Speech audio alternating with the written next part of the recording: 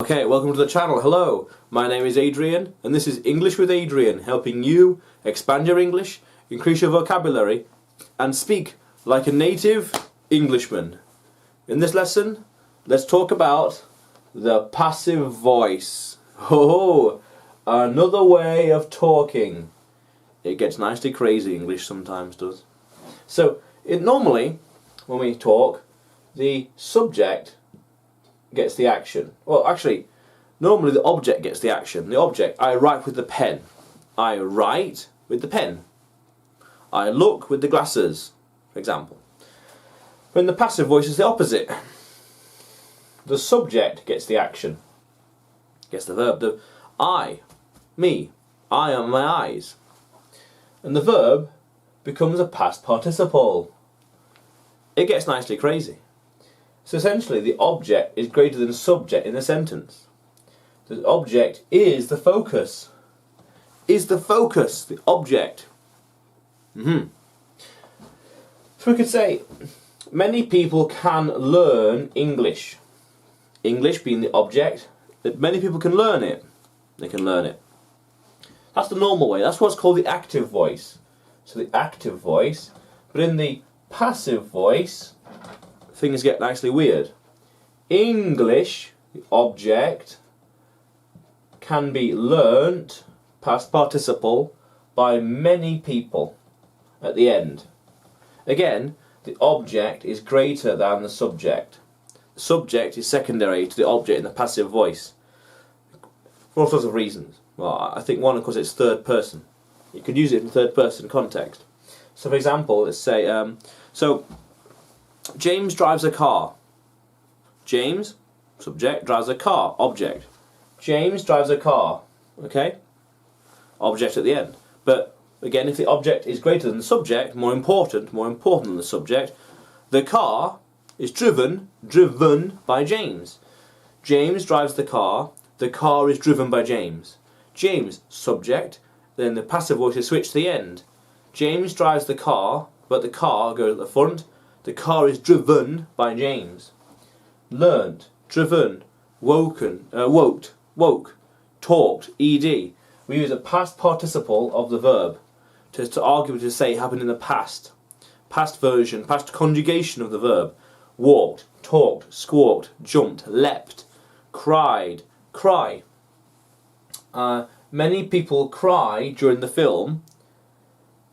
Crying was done by many people in the film. Crying, a lot of people cried, you could say. Crying was done by many people. Yeah. So that's the basics of it. Let's keep going. Let's learn some more. So let's expand upon that a little bit and talk about when the subject is unknown. Unknown, unimportant, unavailable, things like that, or irrelevant. So, useful when describing a process, an action, or an event, something that's happening with the objects, with something instead. Then the agent does the action. So, for example, crimes are committed. The verb in the past participle with the ed, every day in the city. Crimes, agent, there's the agent. Crimes are committed in the city. The books are printed with quality ink. The books are printed with quality ink. Crimes are committed. Object and verb.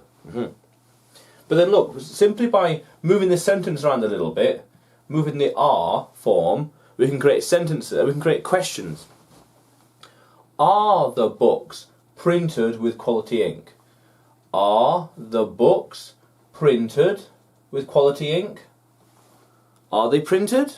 Well, yes, they are. They are indeed, yeah. Are crimes committed every day in the city? Are they? Well, yes. Yes, of course. Yes, makes sense. Yes, they are.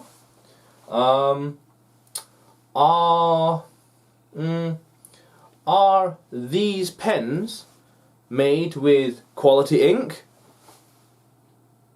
So-so. But let's look at how the sentence is made, a bit more structurally. So initially, English, subject, am is the is past participle learnt by many people. Or in this case, of the object. English is learnt. The subject of English language. English is learnt. Learnt, past participle, by many people. The books are printed on quality paper, with quality paper. Crimes are committed by everyone, really, by every day. Well, not every day, but every day in the city. Yeah, interesting. Let's keep going. Let's keep learning. Also interesting that we can use the passive voice in the present continuous tense, which talks about an ongoing action, something happening still. Like, developers are making the latest video game. They're making the latest video game. The factory is making more cars. The people are learning more English. Yes, definitely. The plant is growing in the sun. Yeah. Plenty of shirts are being made. Plenty of shirts. Not many suspenders though, but they're quite rare. So let's talk about the way the sentence is structured. We have the subject, video games, am, is or are. Video games, because it's plural, it's are. Being,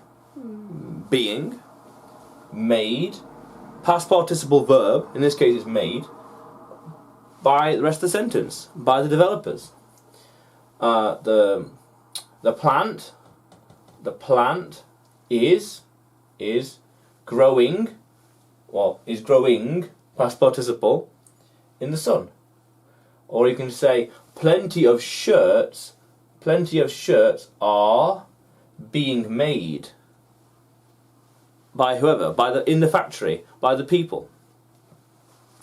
Plenty of people are maybe learning English, ongoing. Yeah, pretty cool that way, isn't it? Yeah, pretty cool. But if you want to learn more about the present continuous tense, I did a video about it, and you can see that video right here.